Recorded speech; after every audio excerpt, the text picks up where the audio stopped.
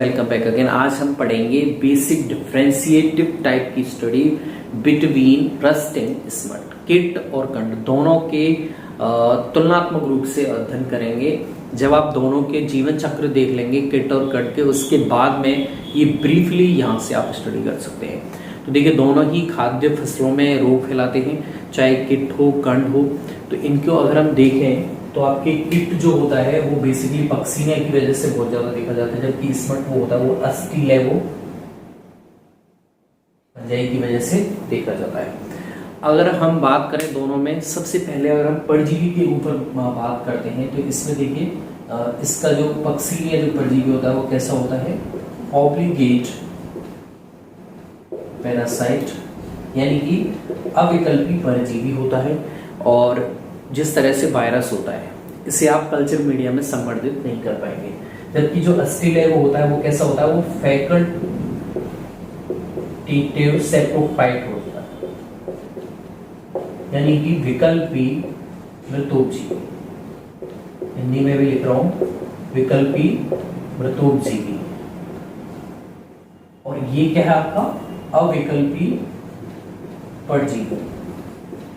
देखिए, दोनों में बेसिक सा डिफरेंस है, दोनों सिंपल लगते हैं, दोनों में कंफ्यूजन हो जाता है।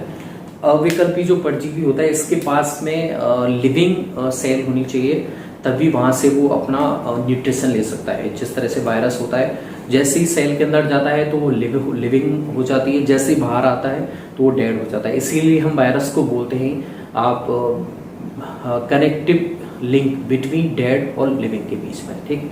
तो उसी तरह से अविकल्पी परजीवी का तात्पर्य है कि जैसे आपका कोशिका होगी जब तक जीवित है तब तक आपका परजीवी जीवित रहेगा, जैसे ही कोशिका डेड हो जाएगी वैसे ही आपका परजीवी डेथ हो जाता है। तो इसके पास में लिविंग सेल्स के अलावा और कोई पोषक माध्यम नहीं है।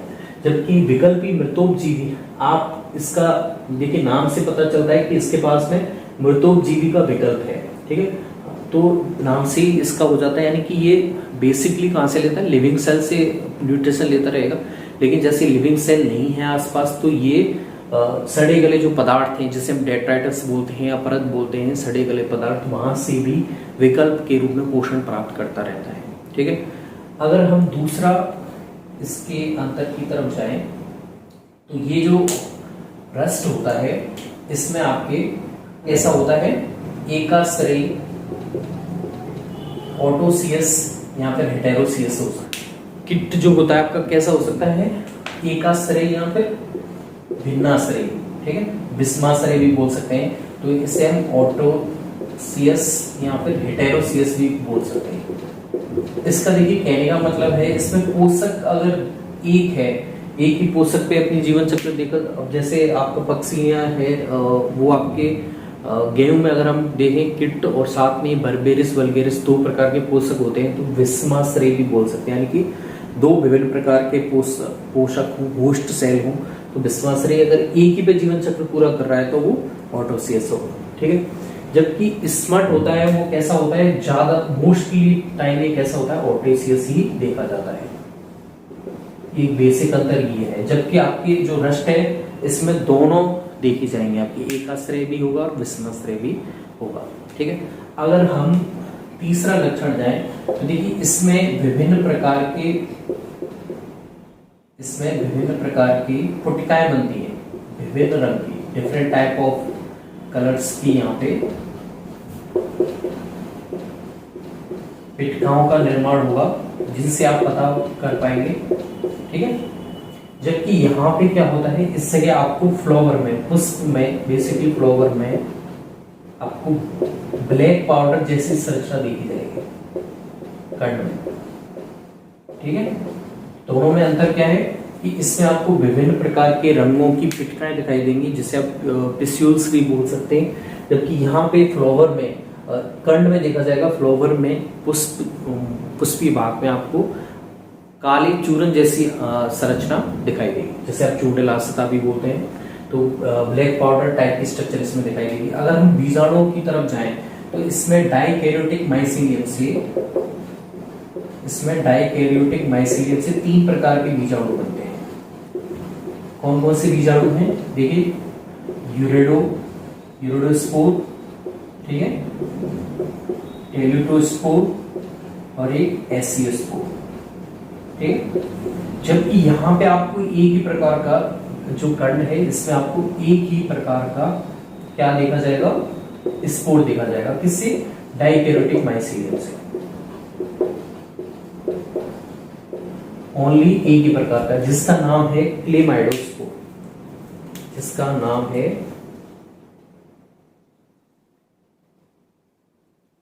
ठीक है।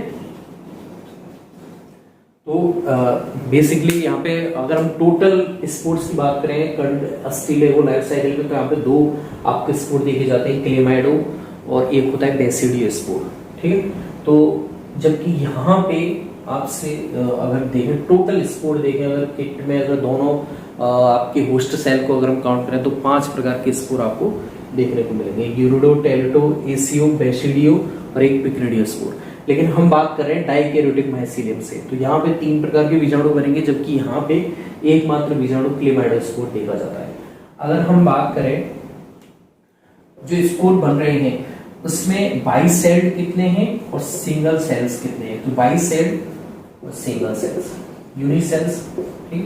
तो बाइसेल्ड आपके देखे जाते हैं, जबकि यहाँ पे कैसे होते हैं, सारे सिंगल सेल ही होते हैं, ठीक। यहाँ पे आपको विभिन्नता देखी जाएगी। बाइसेल्ड कौन कौन से, टेलुटोस्पोर बाइसेल्ड होता है, बाकी के अलावा आपके यूरेडो और एसियो, यूरेडो एसियो स्पोर जो होते हैं वो कैसे होते हैं, सिंगल सेल्स होते हैं, ठीक है। ये जीवन चक्र ऑलरेडी मैंने पढ़ाया हुआ है, किट का जो जीवन चक्र पक्सिना ग्रेमिनेस का, उसमें जाके देख सकते हैं। तो वहां पे बाइसेल्ड होता है टेलुटोस्पोर, ठीक है, ओके। अगला अगर हम बात करें इस स्पोर, अगर हम बात करें स्पोर्स की, इसमें रस्ट में, तो वो कवक तंतु के सीड्स पर पाए जाते हैं, ठीक है। कवक जो माइसीलियम होता है उसके सीड्स पे आपको ज्यादातर देखे जाएंगे स्पोर्स, तो यहाँ पे एपेक्स कंडीशन पे देखे जाते हैं, ठीक है, स्पोर्स। जबकि कंड में देखा जाता है, इसमें आपके अंतर्वेशी रूप से देखे जाएंगे, इंट्रासेल्युलर टाइप से, इंटर कैलेरी टाइप से देखे जाते हैं, जिसे आप अंतर्वेशी भी बोलते हैं, ठीक है। अगला आप इसमें देख सकते हैं जो बीजाणु बनते हैं, इसमें जो बीजाणु बनेंगे आपके रस्ट में वो कैसे होते हैं, वो आपकी सब्रंती भी हो सकते हैं, अवरंती भी हो सकते हैं, उसमें व्रत उपस्थित भी हो सकता है, नहीं भी हो सकता है।